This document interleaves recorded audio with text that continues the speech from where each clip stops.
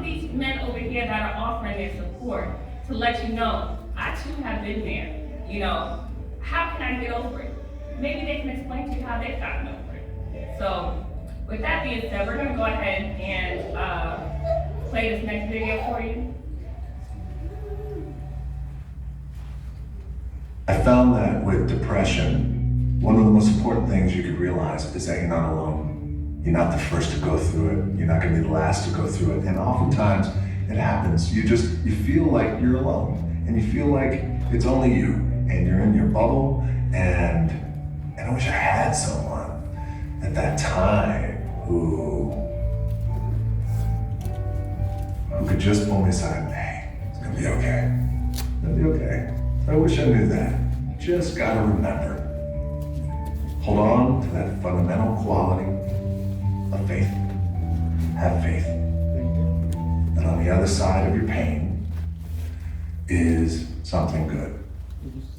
After about a month and a half of staying in that little apartment and cleaning, I got a phone call from the head coach of the team who cut me, the head coach of the Calgary Stampeders. He called me and he said, hey, I know we cut you, but I'd like you to come back. I said, okay, I appreciate that, coach. Thank you very much. Think about it. He said, okay, great. I hung up the phone and my dad said, you're gonna do it, right? I said, no, I don't think so.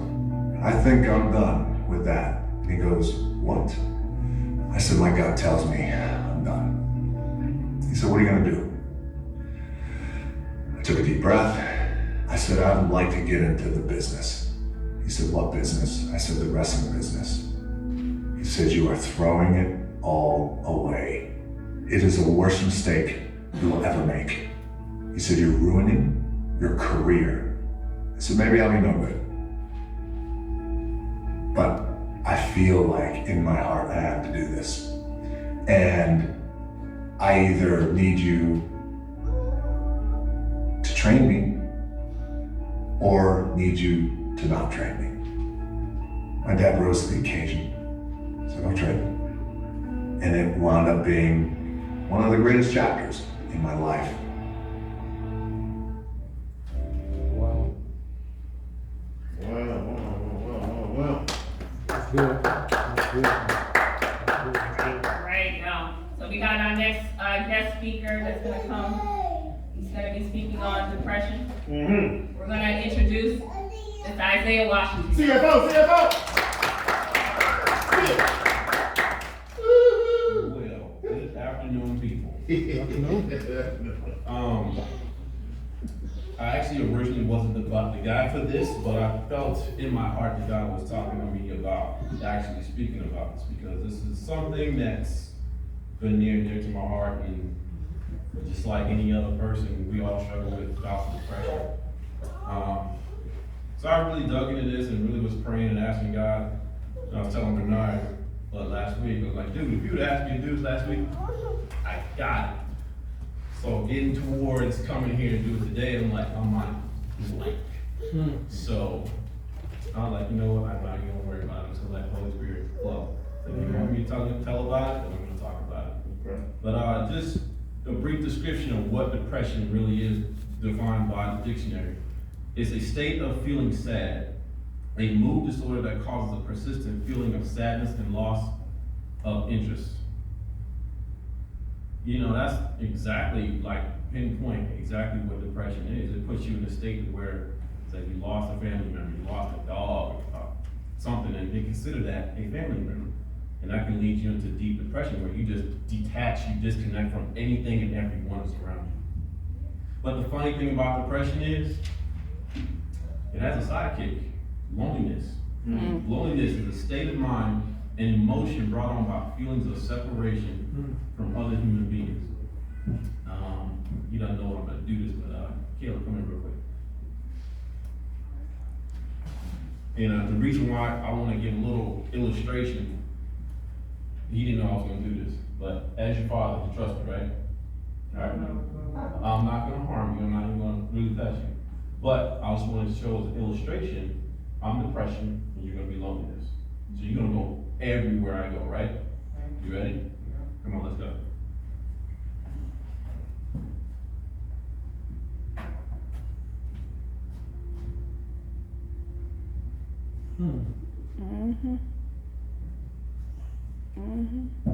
It's just like your shadow. Appreciate you. Yeah. When we fit into that depression mode, it's already molded for us. They forget that loneliness always accompanies that. It's just like guilt and shame. You feel guilty about it, then shame is right there holding you in. Right. Depression, loneliness, guilt, and shame. It always has a partner. You ride or die. I actually, years ago, I was in my youth, when I was young, I was abused. My parents never talked about it. Nobody ever talked about it in my family. Swept it under the rug, we just kept it pushing. So later on in life, just growing up feeling like something's wrong, but I was never equipped with trying to talk it out with my family or with someone, a friend, anybody. I just kept it hidden. And into my adulthood, I found myself thinking, well, even before adulthood, high school, football star, wide receiver, being recruited by Tennessee. I'm like, yeah, that's great. No, I just don't feel like going to school. I was depressed and I didn't know it. I didn't know what that feeling was. One, I didn't have anybody to talk to, or I did, I just didn't feel like I was able to talk to someone and they were understood why I was feeling the way I was. So that led to suicidal thoughts. Not really taking initiative to take it in my life. But one night, came home from football practice, ate dinner with the family, it was good. Still wasn't feeling right, went to sleep. Something woke me up. The depression is like a weight. It just sits on top of you. You can't move. And that's how I was feeling. In tears, I got up from my house, left the house on my bike, on my way to the shopping center across the street. I was thinking, well, this might be it. I'll just go on traffic. It'll be done. I don't want to deal with it anymore. But God said, no, there was no traffic. All right. So behind the shopping center, I just got off my bike and I was just crying my heart out. I'm like, God, what is going on with me? I didn't know where to go. I didn't know where to turn. So this car pulls up and I just happened to see the lights on the top. I'm like, oh, great. It was a cop car. I thought I was gonna get arrested. Tell me to go home. But the passenger door opened and this guy walks out. He wasn't in uniform. It was just strange, but he was a pastor. He did this ride along with the cops that night, and just so happened he came my way. So we got to talking, and I calmed down, stopped crying. He just reached out to me, and he kind of understood where I was going to, and I haven't really spoken to him after that day. It was just like one of those God things. He came into my life, and he quickly went out of my life. So I felt a little bit better about myself. But years later, something still didn't feel right. There were no suicidal thoughts, no suicide attempts, but I ended up in a mental facility because I was going crazy, had panic attacks, sharp pains in my chest, didn't know what was going on. So I was having a heart attack, about to die. I'm like, okay, cool. If this is gonna be it, then fine. Then I'll just die, whatever. Nobody cares. By that time, married, 2 of my kids, they didn't really know what was going on with me either. But I think that time spent there really awakened my eyes with what was really going on. The depression and the loneliness that I felt the entire time since I was a kid started to manifest itself in real time, and I didn't know how to deal with that. I don't know what it was, but just really crying out to God. I was like, I need help. I can't deal with this anymore. Depression is so real, and I can't imagine the things that you guys are going through today. So real. All the social media, the hype that it is, or what it's supposed to be, it's a lie. It really is a lie. Facebook, Instagram, Snapchat, it is a lie. It's a front.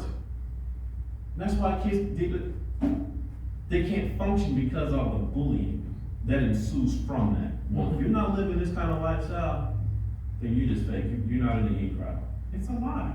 You don't have to fall for that falsehood.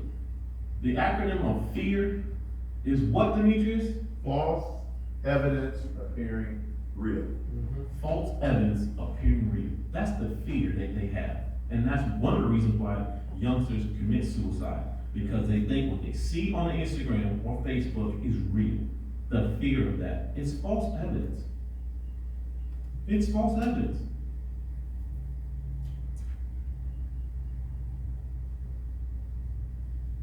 That's why relationships are so important. Really important. If you cannot talk to your parents or a grown adult that you trust, Yep. reach out to God. He Yeah. will never, ever leave you. I had to find that out the hard way. Come on. The hard way. Yeah. That's good. If he did not intervene on my behalf, I would not be here right now. Right. Come on, brother. But what does God say about depression? Deuteronomy 31:8. God will never leave you nor forsake you. Amen. Never. Yeah. Sometimes I struggle with that, but it's true. You're still a living, breathing testament of why you're still here. He's never left you. We may leave him at times. We might let go of his hands and say, God, you know, I got this. Come on. You ain't doing nothing right now. I got it. Hmm. But that's where we go wrong. We leave our God's instruction, his strength to our own devices. Thinking that we are so big and mighty that we can actually take on what he already ordained and for us to do. We can't do it on our own power.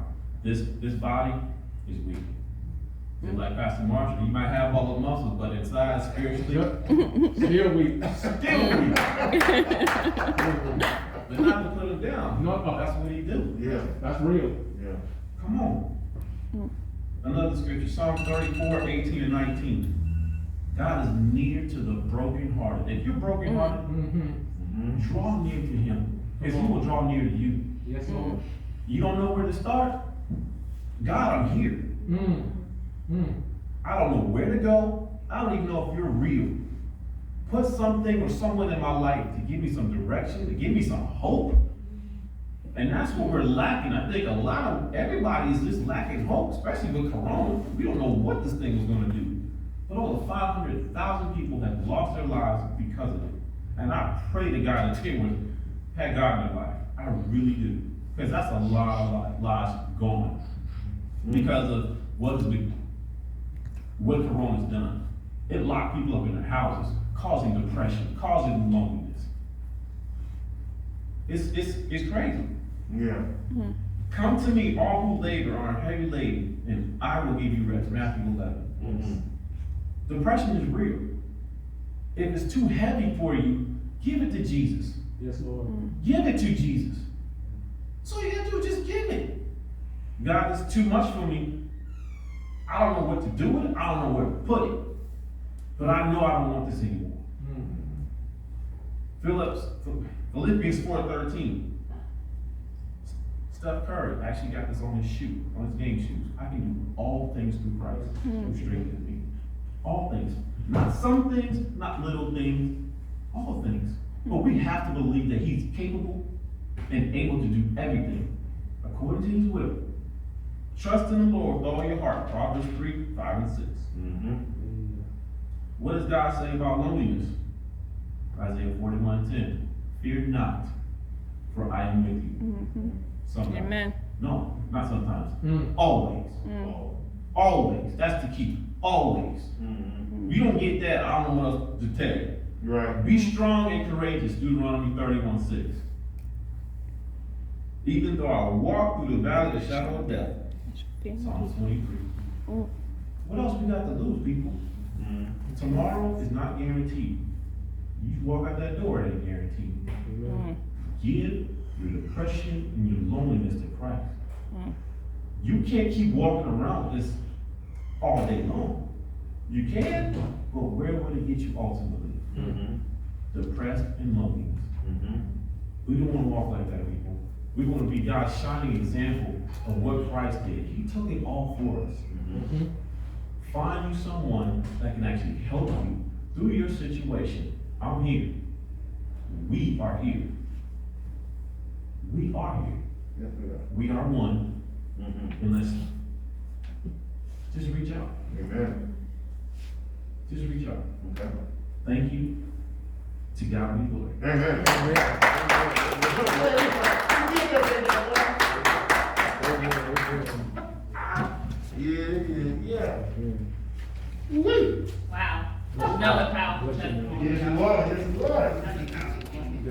So you guys, the purpose of today is to let you know you are not alone in this. If you haven't got anything else, understand you are not alone. Your parents are dealing with the same thing that you've dealt with. And the enemy, like he said, will have you believe that it's just you. Right. You're by yourself. Right. The devil is a lie. There you go. Amen. There's no truth in him. Hallelujah. He will have you separate from the path. Mm. He may even have you, trick you to believe that you're not separate from the path, but have you with a bunch of friends that may not care about you like you think they do. And say, no, I'm loved, I got friends around me, but yet you still feel that same loneliness. Right. He'll keep feeding you these same lies to make you believe nobody cares. Nobody understands. I've been there. I've been there. You know, and no matter, like he said, that loneliness is trailing you wherever you go. Wherever you go, it's following you. Even when you're in a crowd. You could be walking in school, you have tons of people. I still feel alone. Anxiety.